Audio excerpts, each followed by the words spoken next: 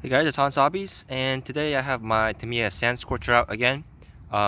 In the previous video, when I ran this car, I had a 1300 milliamp hour nickel, not 1300 milliamp hour lipo battery, 2S lipo battery in it, because I couldn't find any nickel metal hydride batteries to fit. But I remembered I had the mini batteries meant for my Trex's 1/16 scale ones. I had some Venom batteries with the proper plugs on it. So I stuck those batteries in here, and we'll see how this thing runs with nickel metal hydride power. The batteries are 6-cell nickel metal batteries with 1600 milliamp hours. I actually have both batteries shoved in there. Um, so I can quickly change them over, just swap the plugs and then just switch them over. So we'll see how it runs. If it runs well, I may actually connect both of those batteries together in parallel, so I can get double the runtime. So was that 1600 times 2? That's like what, like 3200 milliamp hours. So that should be a pretty decent runtime with this thing.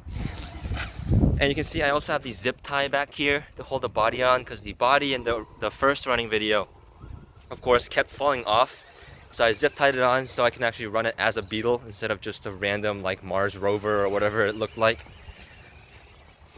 And immediately, with the nickel metal batteries, I can immediately tell the punch is slightly less aggressive, and the top speed is also noticeably lower.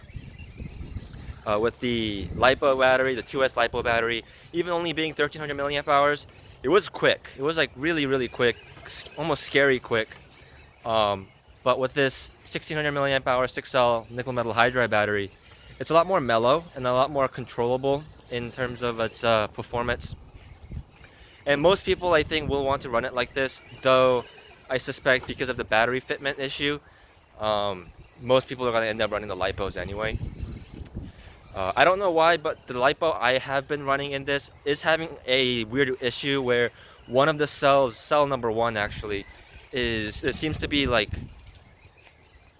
discharging to 0, while cell number 2 is discharging normally. I don't know why that's happening. I've balanced it and tried to cycle through the battery some to try to balance it out with my charger, but I don't know. That's a different issue.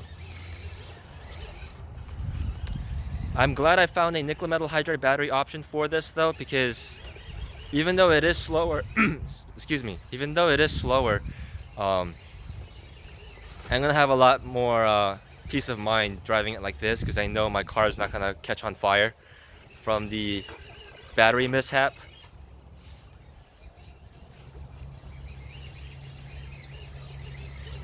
And it is definitely more controllable. And if I want something that's lipo powered and really fast, I have other cars for that, so I don't really need this to do that, honestly.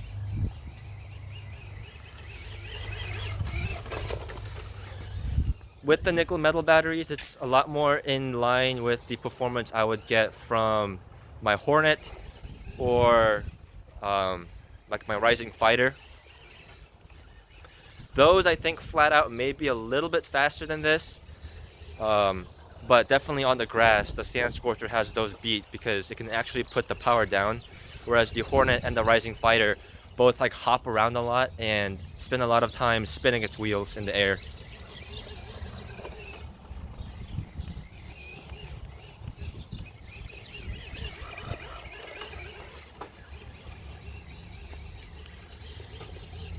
I really like how the Sand Scorcher drives, and I haven't driven it through a lot of packs right now. This is only my 3rd pack of driving it, or 4th pack of driving it, and so far I haven't lost any parts, I haven't broken any parts, and I have done jumps and stuff with it, and I have crashed it a couple times.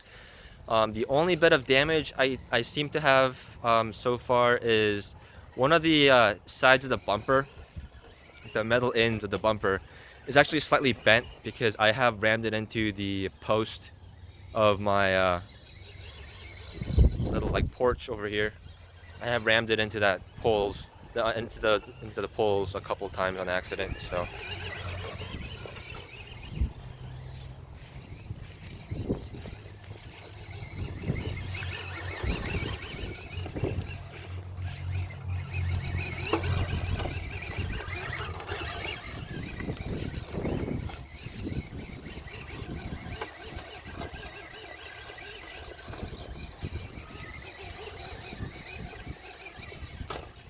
It's definitely really fun.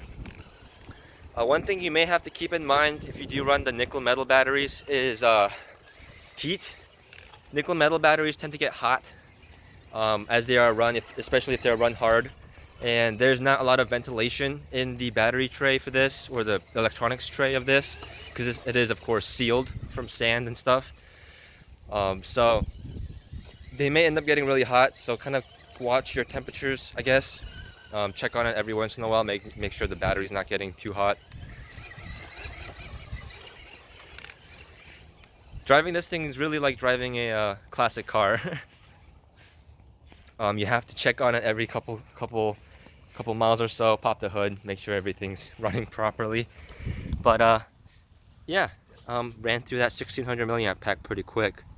This is on the high gear though, so I suspect with the lower gear ratio it will last a little bit longer. But so far, super enjoying my Sand Scorcher.